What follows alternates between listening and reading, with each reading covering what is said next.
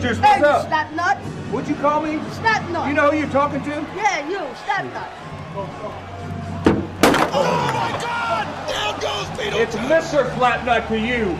Yeah!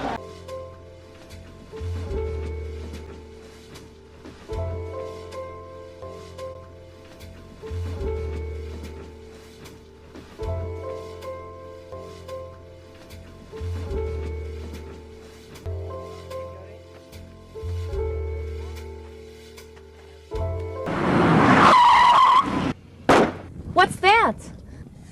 Do you have insurance on this car? No. It must be Eagle Man. I've got something for you.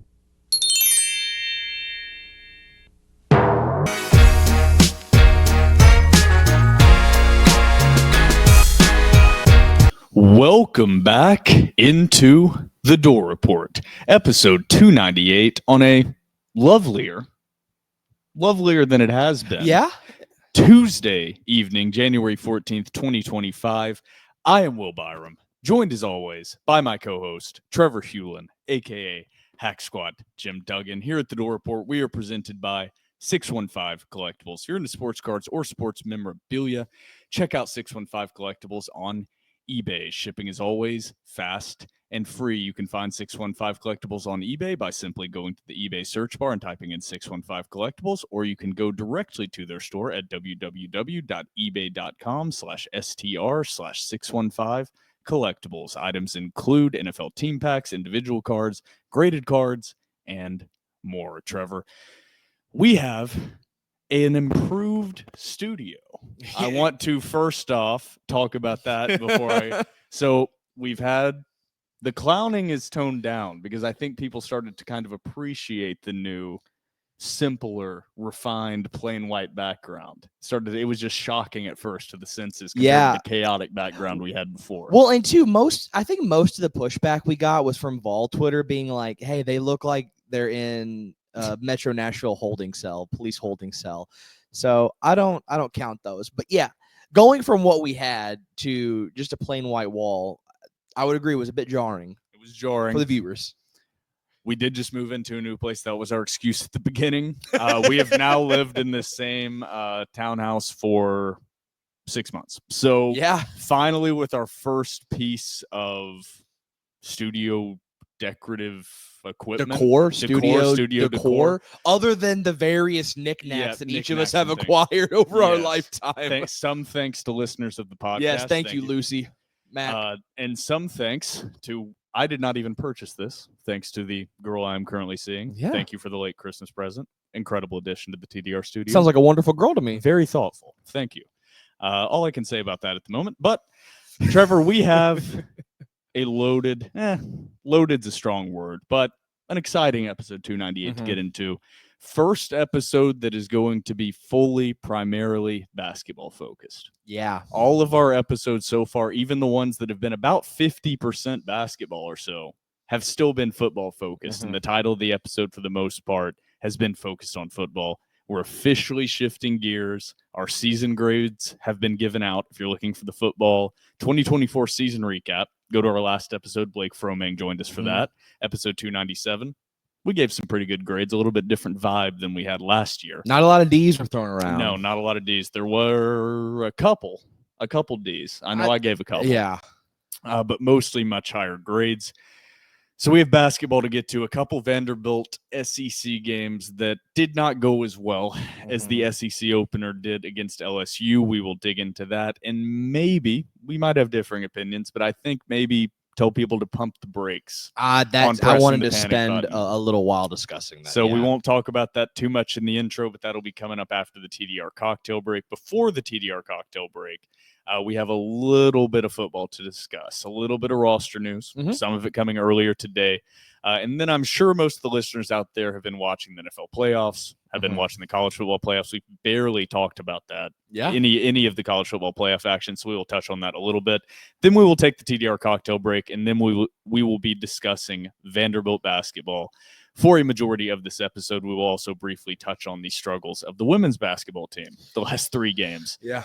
So I can't add too much detail, but Alex Kerbegov has been doing an incredible job writing previews, recaps, doing game threads on our TDR premium subscriber forum on the Rivals website. So thank you to Alex. If you're wanting in-detailed breakdowns, check out vanderbilt.rivals.com. Yep. But before we get into all that and much more on episode 298, we are now a part of the Rivals Publisher Network, and we are very, very excited about that. Please visit vanderbilt.rivals.com today and subscribe to a monthly or annual subscription and support TDR. You can use code DOORREPORT, no spaces, all capital letters. Let me repeat, DOORREPORT, no spaces, all capital letters, for a 30-day, no-risk free trial. Check out the premium subscriber boards on the free trial. It's great. It's almost exactly like our Twitter, but it's just way longer forum, much more serious discussions, and purely Vanderbilt fans. But also, too, like there is a lot of like joshing around because there are a lot of people who are on the board who are also like heavy Twitter users. So a lot of that Twitter banter carries over to the board. It's very fun, and it's gone a lot better than I initially expected, to be quite frank. So thank you to everybody that's kept those boards active through this transition. We're trying to get more and more people from the TDR side of things and our listener base on there. It's a great time. Vanderbilt discussion, non-Vanderbilt sports discussion, gambling discussion. That's where I'm going to be posting my gambling picks moving forward. Next football season is going to be behind that paywall, not on Twitter. Yeah, Miller's been posting his basketball picks. College hoops on there. Doing well so far. Yeah. Doing very well so far. So make sure to go to vanderbilt.rivals.com. Sign up today. Also, don't forget to follow us on Twitter and Instagram at The Door Report. Like us on Facebook. Subscribe to our YouTube channel. Our podcast is available on iTunes, Spotify, YouTube, and Google Podcasts. And while you're at it, give our podcast 5 stars and a review on iTunes. It's now time for segment 1. Waking up, busting your butt. Welcome back into segment 1 of episode 298 of The Door Report. Going to be a pretty quick segment 1, I think, because there's really not much to talk about outside of Vanderbilt basketball, both men and women's hoops, but there's a little bit of football news. Vanderbilt has had a flurry of offers. They've sent out to some class of 2026 prospects, all 4 stars. Defensive end Nolan Wilson, 6'4", 240-pound defensive end. They also sent out an offer to defensive lineman Vodney Cleveland out of Birmingham, Alabama. They also sent out an offer to 4-star edge Jordan Carter, a current Texas A&M commit out of Douglasville, Georgia. They also sent out an offer to 4-star defensive tackle Noah Clark from Durham, North Carolina. And they sent out another offer to 4-star edge Jamarian Matthews from Harvest, Alabama, and another offer to 4-star edge Kamari Brooks from Bogart, Georgia. So just a flurry of offers. I'm not saying it's a focus on defensive line. It's just clearly Larry Black has been active. Yeah, clearly they've been out. They've been out on the recruiting trail, been offering guys. So good to see. Not sure how much interest any of these guys directly have, but good to see the staff active, addressing a need, or at least attempting to address a need. Yeah, and for Vanderbilt's situation, I think it's also good that 2 of their best recruiters, actually they're probably their number 1 recruiter in Javon Hay, defensive line. And so Vanderbilt, as of recent, hasn't had like a ton of game changers at that position. But you're starting to see it, especially the transfer portal. And historically, Vanderbilt has had not a flurry of them, but had some individual studs of the defensive line. So, yeah. I would have to disagree. I'm not saying like as a whole, but like you've had Javon Hay, you've had Caleb Azubike, you've had Walker May. I would say of the positions, I've said it multiple times. The only reason I say that, I don't mean to disagree or be like argumentative, but I've said multiple times in the past that is the number 1 position Vanderbilt has actually lacked having playmakers historically. Like every other position, they've had elite level all SEC player guys, and they've had very few of those at the defensive line position. But they've had elite all SEC guys at the defensive line. Even the studs you're talking about, like Azubuike wasn't. Javon Hay was. That's one. We've had one. Vanderbilt's had one. That's crazy. I don't think there was just one. There's definitely been more guys that's been just one. That has been historically that offensive and defensive line, but offensive line they've had a couple guys at least successful. Dio Dangbo won awards and publications. I mean, they've had a couple guys, but I promise you that 90 to 95% of Vanderbilt fans would disagree with the statement that Vanderbilt has had a flurry of talent. Well, no, I didn't say flurry. I said they haven't had a flurry, but they've had individual guys. You're talking about like a span of like 20 years, and there's like maybe 4 guys you could talk about at that level of being a very good defensive lineman at the level you can talk about years after their career. It's like every other position, there's like 15, even with Vanderbilt. Like running back, wide receiver. It's tight end. Who has Vanderbilt had a running back that has made a Warren Norman, Zach Stacy, Ralph Webb. It's not about NFL success. It's about college success. Well, how could you include Warren in college success, though? Dude, defensive line has not been good for Vanderbilt historically. I'm not saying it's been great, but I'm saying like they have had guys there. They've had guys at every position, but defensive line is like the least amount of guys they've had of any position. Quarterback, there's only one. Wide receiver, they had the 2 greatest wide receivers of all time. Hey, Jordan Matthews and Earl Bennett. That's like the best one from Vanderbilt. Jordan Matthews and Earl Bennett and Trent Sherfield. But Jordan Matthews. That's it. Yeah, but the defensive line, Vanderbilt has no, like Javon Hay is maybe the only one, and we love him at Vanderbilt. Okay.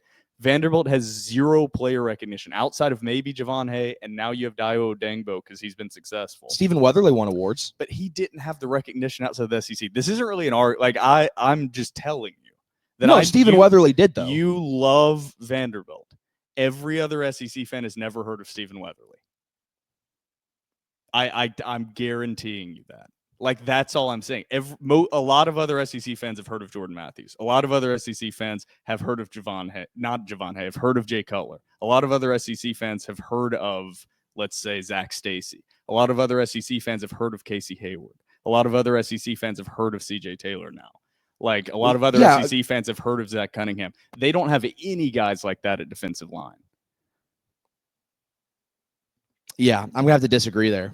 Okay, you can talk in the comments about that one. Vanderbilt historically has had not a lot of defensive linemen compared to every other position that have a lot of name recognition across the SEC as a conference as a whole. Yeah, I'd have to disagree. I'm hoping to address that, but that has been a historically bad position for Vanderbilt.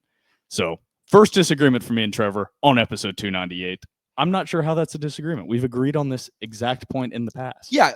And I said, I don't think there's been a flurry. And then you said there hasn't been a flurry. I'm like, no, I agree. That's what I said. Yeah, but they've had like all I'm saying is they've had like 3 to 4 guys maybe that even Vanderbilt fans can say have been really great defensive linemen. Okay, and Vanderbilt wide receivers had 2. Yeah, but those 2 are like all time. I'm just saying Vanderbilt has never had an elite level pass rusher ever. That's indisputable. They've never had one of those legit like first round pass rusher guys. They've never had one of those. Well, a lot of teams haven't had that though. A lot of teams haven't. I don't have the list of guys in front of me, but Vanderbilt has never had a pass rushing guy that's even like, because Dio wasn't that. Dio was an interior defensive lineman. Mm-hmm. Like, they've never had an edge rusher that's even like a guy that's discussed on the big board. They've never had it. Like, the best ones that they've had are, like you said, Caleb Azubuike, Walker May. Those guys were not really NFL prospects. Stephen Weatherly maybe was a 7th-round pick from the Vikings. Those are like the top-level guys. Adam Butler's interior. He still pressured the quarterback interior. Edge rush, like edge rush. So now we should now to edge rusher. I said edge rusher at the beginning. I was saying defensive rusher. Line as a whole. But Adam Butler is solid. I'm saying indisputably Vanderbilt has had like 1st to 3rd round picks at every position. They had Dio recently. They haven't really had that at defensive line. I don't remember the last time other than Jay Cutler, Vanderbilt had a 1st-round pick. A 1st-round pick, Chris Williams. So you had Chris Williams. Zach Cunningham in the 2nd round. Yeah, but that's 2nd round. Jordan Matthews was 2nd round. Yeah, Vanderbilt hasn't really had first round. I don't know what the argument really is here. Like every year you go back for like the past 20 years, the main complaints at the end of the season have been Vanderbilt can't get pass rush. Like every year. As of recently, yeah. No, like every year. Like I can go back to when my dad was watching. He will sit in the stands and be like, Vanderbilt's never been able to get to the quarterback. Like that's always been the case. But you had some of that during the Mason and the Franklin But it's the two things. That this is like saying this is the same argument. I would never make the argument that Vanderbilt has had a lot of studs on the offensive line. Yeah. Because the offensive line has always been awful. They've also had a first-round pick as an offensive lineman. They've had guys go in the NFL and have success from the offensive line. But the offensive line, and they've had individuals, has been one of the weakest positions. Yeah, and that's not what I'm arguing. I'm saying they've had guys. I'm not saying as a whole, though. That's been my whole argument. Okay. I don't know what we're disagreeing on then. They've had like 4 good players on the defensive line in like 15 years. Yeah. I don't think it's that little. I mean, maybe you could say like this is where we disagree on things. I'm like Vanderbilt has been for the last 20 years by far the shittiest football program in the Power 5. I would say outside of if you remove the 3 years of James Franklin, it's insane how much worse they've been, and definitely the worst in the SEC. Definitely the worst in the SEC. So there has to be, like, I know we like the guys. This is where I have to pull myself back, is I know we like the guys, but there has to be a reason for that. And that's that the players, for the most part, have not been very good. No, nobody's disagreeing with that. And so, like, that's all I'm saying is, like, yeah, they've had guys that we really like on the defensive line. But they've had, like, 2 guys that the rest of the SEC would want on their roster. But they've had guys that NFL GMs want on their roster. Like 5. There's a That's lot, something. but there's a lot more at other positions that have been on rosters. But not had, like, long careers. No, but there's a lot more at other positions that have been on rosters still, like that NFL GMs have wanted, like even wide receiver. Like Chris Pierce is on a roster. Like there's a ton of guys from that position that have been at the wide receiver position that have gone on. Trent Sherfield's on a roster. Yeah, like, Trent Sherfield was a really good wide receiver. Yeah, and like Chris Pierce, there's a lot of examples of what I'm talking about. Vanderbilt just doesn't have that listed defensive line. That's it. Yeah. We can move on from this point. This point's getting lost, and people are probably dropping off. The other recruiting transfer portal update is Big Glow has entered the draft. Holding up the Hunger Games sign for Big Glow. My Stephen guy, Hubbard. Big Glow. In just 1 year, became one of, and you don't see this often from offensive linemen, became one of the most beloved players on the entire Vanderbilt roster. From 20-year-old students on the campus to my dad, to grown men in the stands, love Big Glow. So I don't know where that started, but he's just become a beloved figure. I think it started from that first video they posted from fall camp. Yeah. When they had that block to the music on that Instagram reel, TikTok. That one. So he's going to the draft. I don't really understand that. Maybe he just doesn't want to play in college anymore. I think it came out that he actually doesn't have eligibility. I think he didn't fall into that. I kept reading stuff that said that, but then I would read something else that said he would. Yeah. I don't know. I don't know. So whatever, Big Glow is gone. That's a hole to fill in the offensive line, and makes it even more important for an update on the guy you have been following closely. And we'll swing it over to you for that update on the offensive line. Big Pete. Yep.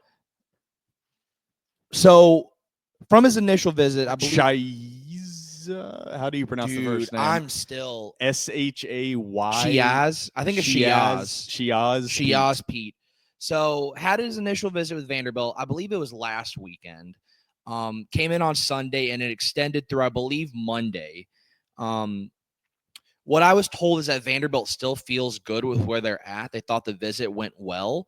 I think Vanderbilt was hoping to lock him down on that visit and get him to cancel future visits. That obviously did not happen. I think the main thing that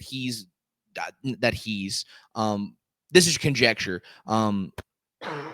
But the next big stop, and really Vanderbilt's only rival at this point for Pete, is Oklahoma State. And it's because his previous offensive line coach is now at Oklahoma State. So I'm not sure. I'd have to check the calendar again. I don't know if he's taken his visit to Oklahoma State yet. I think he has. Very smart guy, though. Vanderbilt wasn't shocked that he didn't commit on the spot. From what I've been told about him, is he's very, very methodical in how he approaches things. So it's not a shock that he sort of wanted to weigh his options. But as of right now, I still think that's Vanderbilt's white whale when it comes to the portal. So they feel very, very, not very, very confident, but they like where they sit with him. Another kid, Marcellus Barnes, DB, just committed to SMU, was a Vandy hopeful. Don't know what happened to him. Heard something, but I'm sure I'll find out more in the future.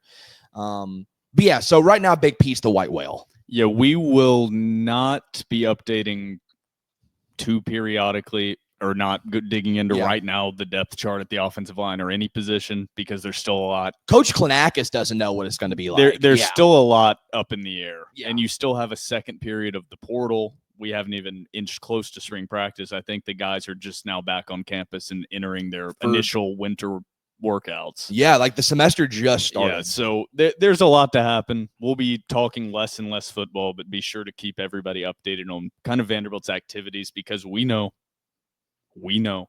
football runs everything. Even at Vanderbilt, we know everybody loves basketball. We know everybody loves baseball. Yeah. But I see the numbers. I was going to say. I see the numbers. I see the analytics on the articles. I see what everyone clicks on. So everybody can tell me what people want to see. I see the numbers. So everybody cares about football and then a gigantic step backwards and then basketball and baseball. So that is what it is. Vanderbilt with baseball is different than other universities. It's so shocking. Vanderbilt, really. it is still shocking because I've shown Trevor some of the numbers. I was legitimately flabbergasted. How many less people, even with the vocalness of the Vanderbilt baseball fan base, how many more people tune in for football content? It's shocking. Even when Vanderbilt baseball is making close to a national championship run, close to 10 to 20x people tune in for football preseason coverage. Yeah. It's insane. I get it because I like football more than baseball, but it still is insane. And it's even crazier at other schools. Vanderbilt has a very rabid baseball fan base and a very small football fan base. Yeah. And yet still the numbers and chasm is huge. So anything else that you know that has happened in the portal recently or recruiting or anything? Former Vanderbilt Commodore Stephen Shea committed to Troy, I believe. Other than that, Marlon Sewell's back. Marlon Sewell is back. Yes, Marlon Sewell is back. More depth in that safety room. You have a lot of young talent in the safety room. A return of a captain. And return of a captain. A lot of young talent in the safety room. CJ Taylor, of course, a huge part of that defense is gone to graduation, hopefully to the NFL and to the NFL draft. You have Dante Carter, uber talented, fresh, or about to be a sophomore.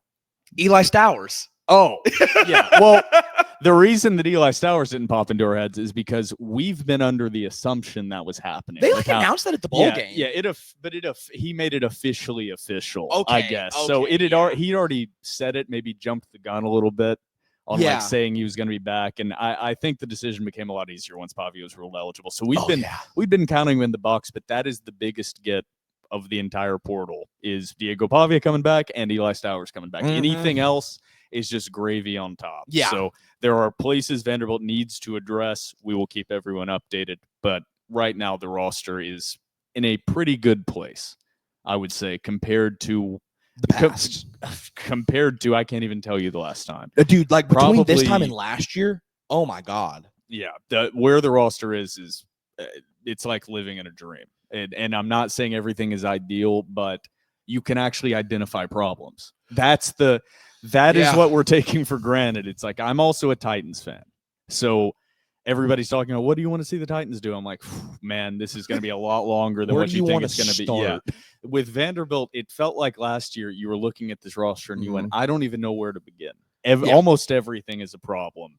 And now you're sitting and saying, okay, we know what we have. We have a quarterback.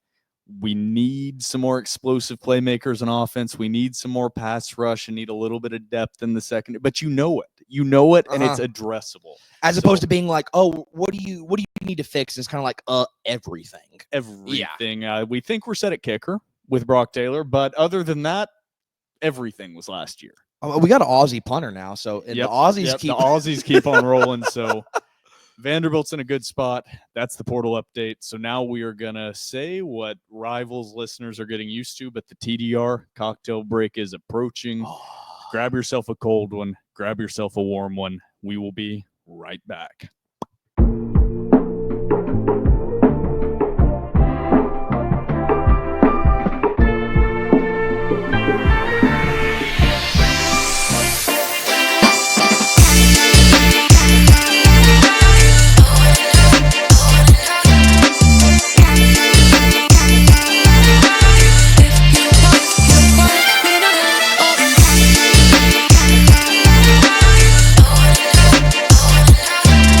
Welcome back into episode 298 of the Door Report, and welcome back from the TDR cocktail break. We have the main bulk of the episode. We're going to see if I leave in the long debate about the Vanderbilt historical defensive line success. Me and Trevor came to a conclusion during the break. Obviously, historically, by far the worst position group in Vanderbilt history as a whole is the offensive line. Yes. And then I think we came to the conclusion that number 2 in that list is the defensive line. Yes. So I think we were not disagreeing as much as we originally thought. I'm just saying there's we don't need to go into holistically bad, but in some individual guys. All right, I am going to leave it in now. Apologies for that. This is what it's like actually living in this. I think this is what the people want. Yeah, it's debates like that or what go on. Just the dumbest over the dumbest, stupidest, irrelevant Vanderbilt stuff you can imagine. We're actually autistic. Okay. Getting into Vanderbilt basketball. Vanderbilt women's basketball, after starting out we don't talk a lot of women's basketball on the Door Report podcast. We're going to start out with it. I haven't watched any of it. I'm going to be completely honest with you. I've read Alex's recap articles, so I feel like I know a little bit of what is going on and the vibes of what is going on. So Vanderbilt started out non-con play very similar to the men's team. A lot of success, one loss in non-con play. Started out SEC conference play. Ow, Phoebe, don't bite me. Started out SEC conference play with a big win over Georgia. Yeah. 100-82. No, 108-82. Yeah. Then Vanderbilt women's basketball under Shea Ralph is rattled off 3 straight losses. 2 losses in gigantic blowout fashion, 96-78 against Kentucky at home. And then on the road to a not very good, not ranked Ole Miss team, 87-59.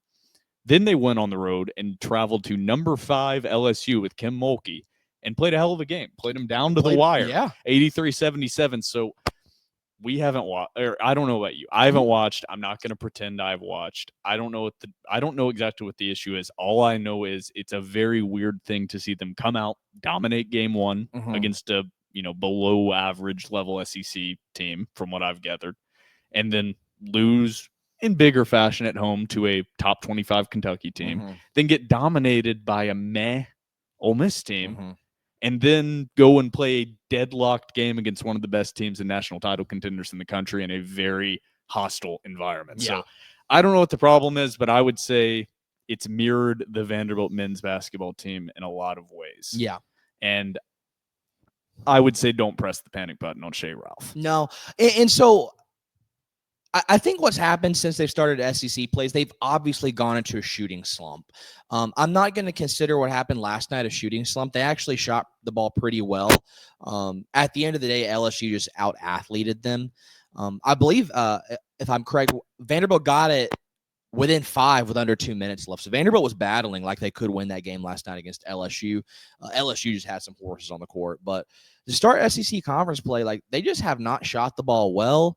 And I'm not going to take this as my own critique, but I forget somebody posted it on Twitter or on the board. But I thought this was actually a really interesting comment. Is yes, Shea Ralph has elevated the women's basketball program from where it was with Stephanie White. There's no disputing that. Shea Ralph is a good women's basketball coach. But he asked the question, at what point do you start to get a little upset that they keep dropping these winnable SEC games, or they keep dropping the games that, hey, man, it's maybe time to take a step forward and start winning those games? When do you sort of raise a little bit of an eyebrow? I think that's really interesting. With that being said, I think it is way too early into the conference schedule to do that. Maybe you saw a little bit of a bounce back in what they did against LSU last night. I think that's probable. But I'm not willing to push the panic button yet. They just got to get buckets. And it's sort of like what the Vanderbilt men's basketball team is experiencing right now. It's like the shots just aren't falling. It's a big step up in competition. What Vanderbilt, based on Alex's game threads based on Alex's recap articles, Vanderbilt is searching for a third scoring option. Right now, they have two girls that are absolutely lighting it up. Every box score I look at, Ayanna Moore and Camille Pierre, just lighting it up. And then who's going to be that third option that steps up? That doesn't usually show up in non-con play. It shows up in conference play. Those teams have you on film. They know how to take away your number one and number two scoring options. Who is going to step up and be that third girl to step up? So that's all I have on women's basketball. We can move on to men's basketball, which is what I think most people are actually wanting to hear about, discuss, and critique, because I don't think there are going to be a lot of compliments about what we've seen the last two games. Vanderbilt basketball. Last episode, we talked about it. Very, very, very, very different vibes than we are currently discussing Vanderbilt basketball. I don't know if that is fair. So, number one, I'm just going to blankly recap. Not blankly. There's going to be criticisms, whatever. I'm just going to recap these games that we've seen. So last episode we recorded, Vanderbilt was coming off a win against LSU, 80-72, an incredible road win against, not a very good SEC team in this loaded SEC. Quad one, though. But still a Q1 win. On the road, great way to start. Then Vanderbilt had a very winnable game, granted, top 15 opponent in Mississippi State at home. Place was, I would say, had some energy to it. The students showed up. I attended in person, had some energy inside of Memorial. Vanderbilt came out and flat just laid an egg. I don't think there's any other way to put it. They got down early, and they were down throughout the entirety of the game. They made a couple runs, but it felt like Memorial really wanted to get going and wanted to start cheering and wanted to get the juices flowing, and it just never happened. Vanderbilt struggled in every aspect of the game. I mean, I want to say specifics, but if you watch the game, you know exactly what I'm talking about. Vanderbilt lost the game 76-64. Vanderbilt scored 64 points. They went on in the next game, and I'll go through the box scores after this. They went on in the next game, traveled on the road against Missouri, a very winnable game against Missouri, a game that Vanderbilt probably needed to win. You don't want to say needed to in the third game of the year on the road, or third game of the conference schedule on the road, but with looking at what's coming up, you really needed to win that one. You need to capitalize on the there's nothing easy, but you need to capitalize on what's easier. Yep. And against Mississippi State, it felt like Vanderbilt was facing a defense and athletes that frankly were just better than them. It didn't feel like that against Missouri. Missouri got started on a hot start. Came out they started out 5 for 5. It was like 11-2 at under 16. 14-2. 14-2, yeah. Missouri started the game 14-2, 5 straight makes to start the game. And Vanderbilt was just playing catch up the entirety of the game. They cut it to 1 point, a 1 point lead for Missouri at 1 point very late in the game in the second half. But Vanderbilt was never able to come back and ended up losing that one 75-66. Overall themes we will get to after, but I'm going to go through the box score because I think we need to do that. So Mississippi State, Vanderbilt, the usual leading score, 0 points. Vanderbilt's going to win no games in games where Jason Edwards plays and has 0 points. Jason Edwards only played 11 minutes, was coming off a quad injury from the LSU game. Seeing him play in person, he probably shouldn't have suited up. He was definitely hurt, out of rhythm, still came out there, gave it a shot, did not play well. AJ Hogard led the team with 18 points. Actually, I think had a pretty good game, even though he didn't shoot well from three. 7 of 15 from the field, 0 for 3 from three. He did have 5 turnovers, so that's going to be a continuing theme. AJ Hogard having some questionable decision making. Tyler Nickel, 10 points, 2 of 8 from three, 2 of 8 from the field as a whole. The team as a whole shot under 20% from three. Vanderbilt's not going to win games in the SEC shooting under 20% from three, especially when you combine that with shooting under 40% from the field. Vanderbilt shot 22 of 62 from the field and 15 of 20 from the free throw line, 75%. They really didn't get dominated on the glass. That was the big concern going into the Mississippi State game. Rebounds, Vanderbilt actually out-rebounded Mississippi State 38-36. Turnovers were basically even. Vanderbilt had 13. Mississippi State had 11. Everything was pretty even in this game. Vanderbilt just shot worse than Mississippi State. And I don't want to say shot worse. Vanderbilt got worse looks than Mississippi State. I think it is different than how I'm going to evaluate the Missouri game. Yeah. Mississippi State ran better offense than Vanderbilt. Vanderbilt did not get guys open consistently against Mississippi State. Well, and I'll say too, that Mississippi State defense was something ferocious. Very good. Like, I don't think, and this is not a knock to Mark Byington. This is not a knock to the level of athletes that Vanderbilt has. I'm not sure they could have done much more to get better looks because that Mississippi State defense was, and I said it to you, I think, after the game. I hate that it came at the cost of seeing a Vanderbilt loss in person. But I was really enamored watching that Mississippi State defense in person. Like, watching them in person was kind of special. They have a very good defense when you're doing your bracket challenges later in March. That's a team that's going to make a deep run. Yeah, check out Mississippi State. They have a very good defense, and defense plays well in postseason. Yeah. So the rest of that box score, I'm not going to run through every single player. Grant Huffman had a very good game. I would like to see Grant Huffman be more aggressive scoring the basketball. Yes, I agree. He was 4 of 5 from the field, 2 of 2 from 3, 12 points, 4 rebounds, 1 assist. Tyler Tanner had a very, very good game. Mm-hmm. He did nothing in the LSU game, was completely irrelevant in that game. Came into this game with Jason Edwards with the injury, and Tyler Tanner played Jason Edwards minutes. Tyler Tanner played 26 minutes, 9 points, 4 of 7 from the field. He was a spark plug off the bench. No turnovers again, 2 steals, great defensively. He was the reason, in my opinion, that game wasn't a bigger blowout than it could have been. So I'm emphasizing that because it's going along perfectly with what I predicted would happen with Tyler Tanner. And I think a lot of people have taken that based on what I said last episode as I don't like Tyler Tanner, or I think he's not a good player. And that's just not true. I just think he's a 6-foot freshman guard. And it is very, very rare that you see a 6-foot freshman guard game in, game out in SEC play consistently produce. That's it. I think some games he's going to be the spark plug. Some games he's going to do absolutely nothing, and he's going to play 10 minutes, and you're going to not see much from him. That is what happened next game against Missouri. So I read off his stats. Tyler Tanner against Missouri. I'm going to pull up the box score here. He didn't have a bad game. He just didn't do anything. That's all I was saying. Tyler Tanner played 10 minutes, 0 for 1 from the field, 2 steals, 0 points, and had his first turnover. Which was kind of bogus. Which was kind of BS. Yeah. It was a freaking offensive foul. Yeah. It's dumb that it counts. He didn't actually turn the ball over. Yeah. But it was an offensive foul. So unfortunately, the streak of Tyler Tanner with all the steals, no assists, has come to an end. So shout out to the young buck. Looks incredible. Yeah. I want to reiterate right now, because I've been getting a lot of hate on the boards and I've been having to defend myself, is I think Tyler Tanner is a very good player. I've been very impressed with what I've seen out of him early in non-conference play. I just think the rotation tightens up as conference play continues. Mark Byington has veteran guards already in place in Huffman, in Hogard, in Jason Edwards, and Tyler Tanner is just going to become more of a situational player. And you're going to put him out there, and if he sparks right when he gets out there, then he plays 18 to 20 minutes. If he doesn't do much, then he's going to play 8 to 10 minutes. And that's going to be the story of Tyler Tanner's season. Nothing wrong with that. So I had to get that out early.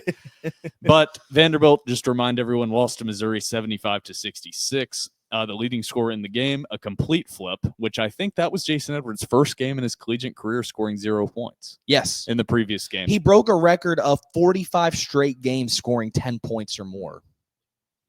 Well, Jason Edwards was back healthy. Shout out to him for trying to tough it out. Yeah. Jason Edwards was back healthy against Missouri. 6 of 11 from the field, 1 of 3 from 3, 7 of 9 from the free throw line, 20 points, led the team in scoring. One of only 3 players in double digits. The other 2 players in double digits, MJ Collins Jr., 3 of 7 from the field, 2 of 5 from 3, 5 of 5 from the free throw line, 13 points. Chris Magnon, 4 of 7 from the field, 2 of 3 from 3, 10 points. And then we're going to get to A.J. Hogard.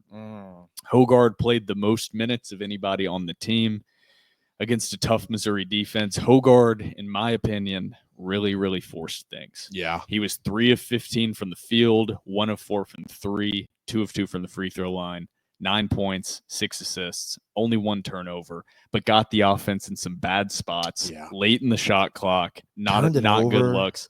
He was over dribbling a lot in the offense. He took over the game and basically won the LSU game. Yeah. Them. So I'm going to swing it to you because I've talked a lot. How are you feeling after these games overall? Or you can go to individual games. Your thoughts. Just swing it to you, and then I'll give my thoughts after that. I'll start with individual, then I'll go to overall, and I want to talk about AJ Hoggard. I think he is, and this is where I stand with AJ Hoggard. I think he is a very, very, very talented basketball player. I think he is a guy that's been there, done that, and that is crucial. His success is crucial to this Vanderbilt basketball team. With that being said, it is frustrating because you have seen him sort of flip a switch to where he can take over a basketball game, but you haven't seen it start to finish. Like, it's almost like he kind of plays around, and then he looks up at the score, he looks up at the clock, and is like, oh, it's time to play ball now, and is a completely different basketball player. And I love that, but I want to see that start to finish. Secondly, I understand that iso ball is the name of the game in college basketball nowadays, for the most part. I hate AJ Hoggard iso ball at the top of the key, dribbling it out, like you said, driving into a triple team down low at the glass, finds himself pinned, has to dish it out late. That person has to force up a bad shot because there's 2 seconds left in the shot clock. I don't think that's good basketball. And I think that like you said, that put Vanderbilt in some really tough predicaments on the offensive side of the board. But I don't want to hate on the kid because I think he's good. It's just I wish he would turn it on from the start and ride the whole game. But overall, with the team, I said this on Twitter. I said this on the board. I'm not hitting the panic button yet. I did get some blowback, and we'll discuss this because I know you feel the same way. I'm not hitting the panic button yet. And I said this. I think if you are hitting the panic button right now for Vanderbilt basketball, we had very different expectations for what this basketball team could do and what they could be. And that's okay. That's okay to have differing opinions. That's totally fine. And I'll say this again. At the start of the season and right now, I did not predict this Vanderbilt team to be a tournament team. I said going into the season, if we see fun, exciting basketball that we haven't seen in years, for me personally, maybe this is a loser mentality, I will be very happy because that's a step forward. And I think we've seen that for the most part. I'm not hitting the panic button yet. 2 disappointing losses, but I'm not ready to blow it up yet. See, I normally like to start with the negativity and end with the positivity, but I guess we'll start with the positivity and then we'll get to some more negativity because you've already hit on it perfectly. You basically said what I want to say, so if I repeat you, my apologies, but we did not do for the first time because football was good. Yeah. We did not do a full basketball roster preview in our season predictions. We did that kind of within episodes. Well, it's like you said, it's like you said, we couldn't really do one because we didn't know what we had. But we did do one. We talked about our expectations. Yes. We didn't do one in an in-depth breakdown of the roster, but we talked about what our expectations for this Vanderbilt basketball team were and what we would deem a success. Mm-hmm. And what we said was going into the season before we saw the 12-1 start in non-con play and seeing them in Joe Lenardi's last 4 in after the LSU. And before all of that, before everything, we said, if this team makes it to the NIT, that would be an unmitigated success. 4 or 5 steps forward. If this team makes it to an NCAA tournament, holy hell, you have hit the lottery. Mm-hmm. And because there were open statements from Mark Byington going into this season that he assembled this roster on trust a lot of the time. He didn't see a lot of these guys play in person because he had to put together an entirely new roster in one offseason. And coaching staff. In a shortened offseason for him because he had to transition schools. So I get it. You saw Vanderbilt win a lot of games in non-con play. They started out beating LSU, and that's great, but there is a reason me and Trevor kept repeating ourselves about don't freak out when they start losing. Don't freak out when they start struggling. The struggles are coming soon. These are the struggles. This is the beginning of them. Mm-hmm. Unfortunately, I didn't want to be right. I was hoping they would come out and go 14-4 in SEC play and just breeze through it, and they would look like they were flowing on offense. That hasn't happened. Was never going to happen. I wish I would have been more confident. I was pretty confident. I just didn't want to be Mr. Negative Wet Blanket Will. But you just need to get your expectations and get back to reality. Yeah. This is a team coming off a 9-23 season, truly historically bad maybe the worst season, and I think the worst season in the history of Vanderbilt basketball, revamped everything, and combine that with the best SEC conference in the history of SEC basketball. Maybe one of the best, maybe the best conference in the history of college basketball. It's too early to say it definitively. We'll see how the rest of the season plays. That's how out in I'm postseason feeling. play, but it feels that way. So there's a lot of factors. And now that we've gotten all the positives out of the way, so this is how we feel. Yeah. So getting that out, any of the negatives, this is what it surmises to. This is where it gets to, is do not press the panic button. This team will be fine. I don't mean this team will be fine in that they're going to turn it around and win 10 games in conference play. I mean, this program will be fine, This is what I'm saying. program is taking a step forward regardless. Exactly. They've already won 4 more games than you saw the entirety of last season. Yes. So I get it. I get the frustration. There will be more frustration. You'll hear me ranting and raving in frustration, but it is still going to come back down to it's year 1. Yep. It's year 1. It's not year 5. It's unbelievable. I got a lot of criticism about my thoughts on Jerry Stackhouse. I am unbelievably forgiving in year 1. I am unbelievably unforgiving in year 5. And that's if you've had no success in your first 4 years. Yeah. I will stick by that logic with Byington. If he does not improve over the next 4 seasons, then I will be calling for his job. If he has not made an NCAA tournament, I pinky promise you that, and so will Trevor. Yeah. I believe, however, Mark Byington will make an NCAA tournament. I do agree. I will say in the next 2 years, not this year, maybe not next year, but the next year. One of those next 2 years, he will make an NCAA tournament. That's my prediction right now. Clip that. Yeah. So now on to criticisms. We've gotten that out of the way. We know how we feel about the program and about Byington. We've seen tangible improvement. There are problems. We knew one of them was going to be size. Vanderbilt has to run a different type of offense because they don't have a true 5. They have Jalen Carey, who's 6'8". They have Devin McLaughlin, who's 6'8", 6'9". They do not have the size to compete in the SEC and run traditional offense. So Vanderbilt in non-conference play under Mark Byington, everybody's listed as a point guard. They thrived. Vanderbilt thrived in non-con play on transition offense, creating havoc, creating turnovers, and scoring in transition, creating points off those turnovers.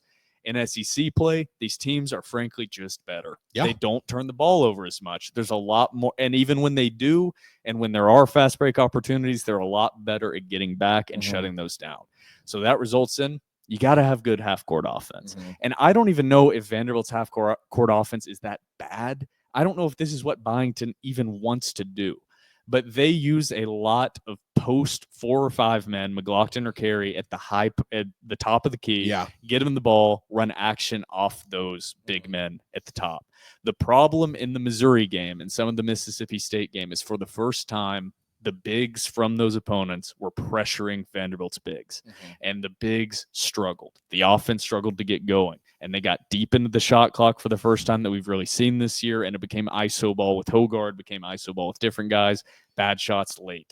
So I don't know how you fix it that easily. You knew what the problems were. It's just now you're facing better defenses, and frankly, I just think Vanderbilt has to shoot better. Like, I read off how they shot against Mississippi State. The numbers aren't that bad against Missouri. They made a late run, shot 44% from 3 as a team, but they only shot 40% from the field. Yeah. They missed a lot of buckets that they should have hit. Vanderbilt just has to shoot better. The difference in the Mississippi State game was Mississippi State ran better offense and played better defense. The difference in the Missouri game was Missouri hit shots and Vanderbilt didn't. So there are different losses in there. I think the shot-making losses will trend in the right direction. The Mississippi State losses in those top-tier teams, I don't know if that's necessarily fixable. I think that's a Jimmy's and Joe's problem. I agree. And I think what was really frustrating about the Mizzou game that wasn't so frustrating about the Mississippi State game is I do agree. I think Mississippi State is a very, very, very good basketball team. And I think they just have great athletes. I think they have a great head coach. What was frustrating in the Mizzou game was not late in the game, but more in the second half. Mizzou kind of transitioned to that 2-3 zone defense and was sort of sitting there like, okay, if you want to beat us, you're going to have to hit threes. And like you said, Vanderbilt was not bad from hitting 3. But what was so frustrating is you saw AJ Hogard a lot, and MJ Collins did it a little bit.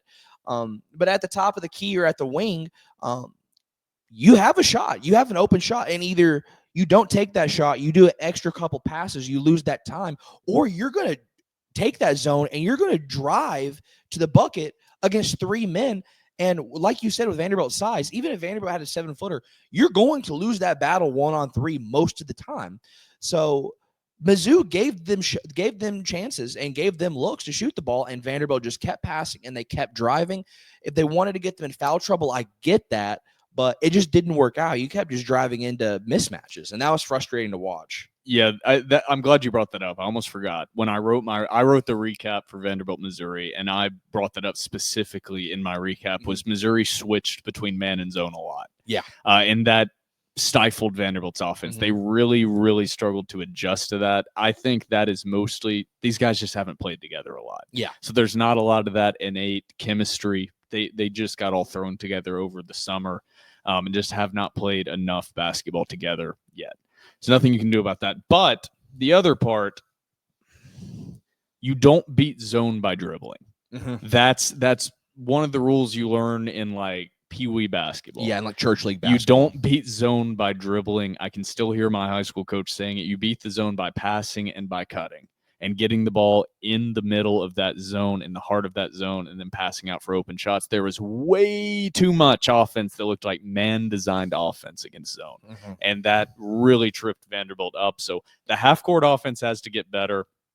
I think it will.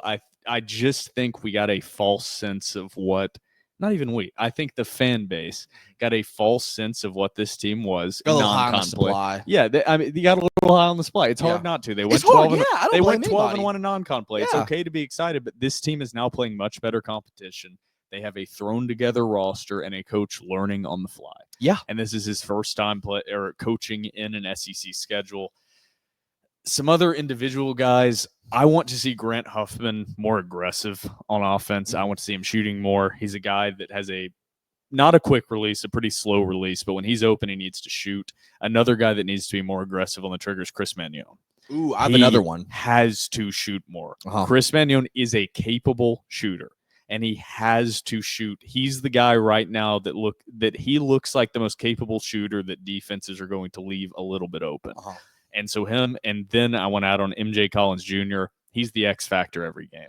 I talked about Tyler Tanner being a spark plug. If MJ Collins throughout this SEC play and SEC schedule can become a consistent scorer game in, game out, hitting double digits, Vanderbilt's going to win 5 to 6 more SEC games. Yeah. If they can't find a guy to consistently score in double digits outside of Jason Edwards and AJ Hoggard, they're really going to struggle. Yeah.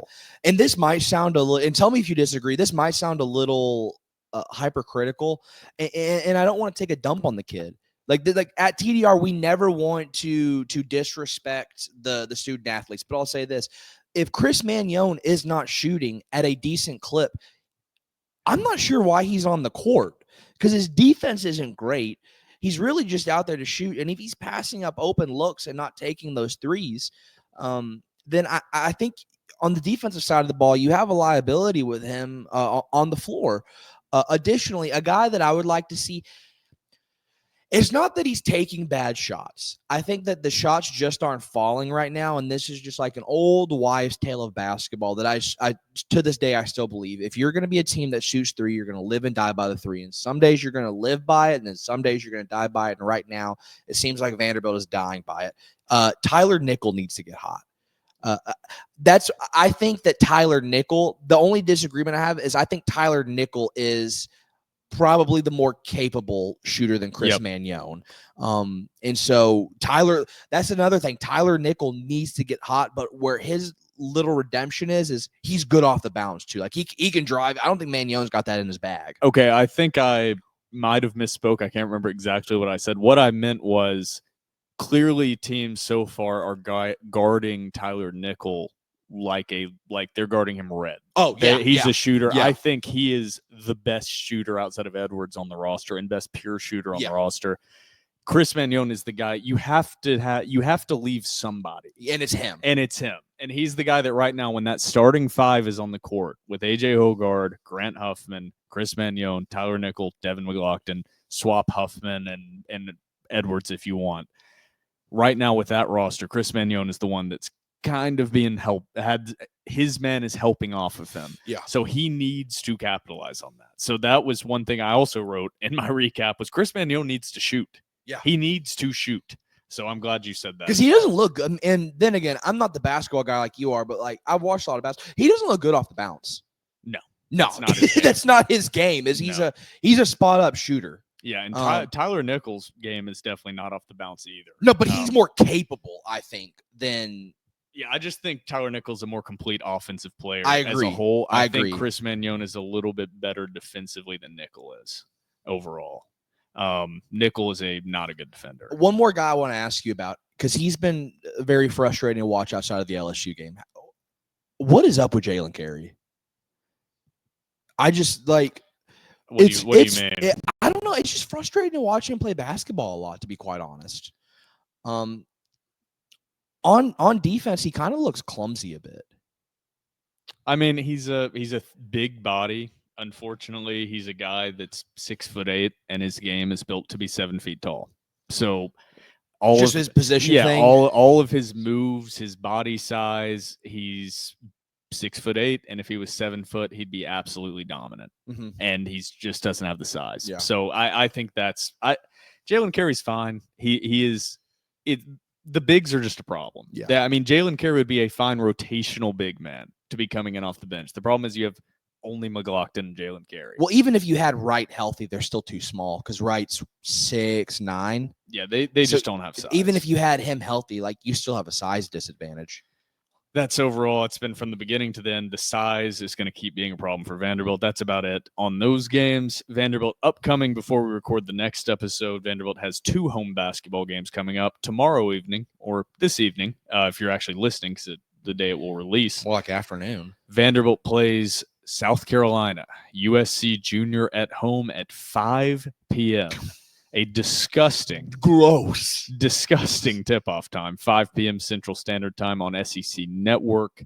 Be there or be square unless you have work. Because I can't make it. If you have a job, then you just can't go to that game. But I did give my tickets away for free, so you know who you are. Shout out to Beck's parents. Yeah, that is we were talking about this. The conference has gotten too big. It's too big, yes. And they're trying to they've tried to adjust the time slots and have SEC games still on 2 nights a week. Mm-hmm. And the problem is now you have 3 games. Yeah. And so now it's 5, 7, and 9. And that just doesn't work. Yeah. They need to adjust that. 5 p.m. tips are brutal. Yeah. For everyone, students, Yeah. people trying to attend after work, you cannot make it. Yeah. A 6 I used to say, or a 6:30 is like, man, a 6 p.m. tip is tough. Like that's a tough one to make. 5 p.m. is impossible. For a lot of people, that's impossible to make. Like I could not go to that game if I wanted to.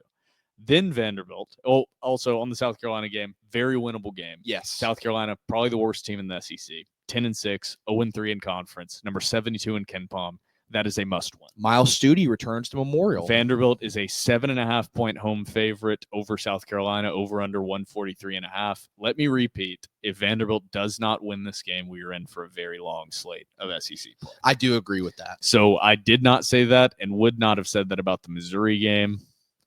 This game at home against the worst team in the conference, if you can't win this game, you might be looking at a 1-3 win SEC season. Well, with that being said, I think it was Auburn. They just took Auburn down to the wire. Oh, every team in the SEC is pretty good. Yeah. That's the problem. Every team is pretty good. Yeah. So, but this is the worst. So, yeah. According to KenPom, this is the worst one. Yeah. So, you got to win this one. Then Vanderbilt does not have the worst one. Vanderbilt at home on Saturday. Vanderbilt hosts the Tennessee Volunteers coming into town. I believe they are ranked number 6 in the country right now. Mm-hmm. Tip off at 2:30 p.m. Central Standard Time on SEC Network. Trevor, what are you feeling about that game? Oh, I'm predicting a win in the South Carolina game. I'm also predicting a win. They need to win it, and I'm predicting a win. I'm also predicting a What win. are you predicting, and how do you feel about the Tennessee game? So I hate Tennessee. I hate Rick Barnes. I hate that people act like he's a good man.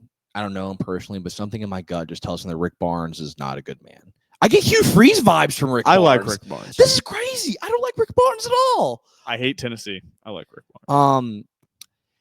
I just think Tennessee has way too many weapons on the offensive side of the ball. I think Chaz Lanier is playing at an insane. Didn't have the best game against Florida, but is playing at an insane clip overall.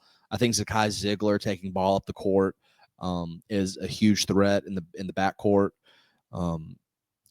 And as much as I hate him, Rick Barnes has been doing this for a really long time. Rick Barnes is a regular season merchant. If this was postseason, I would actually kind of like Vanderbilt. But Rick Barnes, great in the regular season. I hate to predict a Vanderbilt loss, but there's a strong part of me that thinks this is going to be a really ugly basketball game for Vanderbilt. Like, I think it would probably be like a 15-point loss. You know, I always hope to be wrong when I predict a Vanderbilt loss. I think this is going to be a bloodbath. Yeah. This is the first time Vanderbilt's going to be playing one of those truly elite level SEC teams. I don't want this to happen. Yeah. Don't come at me laughing. I'm going to be laughing at myself right with you if Vanderbilt beats them or plays a tight game. Mississippi State is a upper level SEC team, not a top tier SEC team. Tennessee, even though they lost to Florida by almost 30 pretty recently, I unfortunately think that is going to be a wake-up call for this Tennessee roster.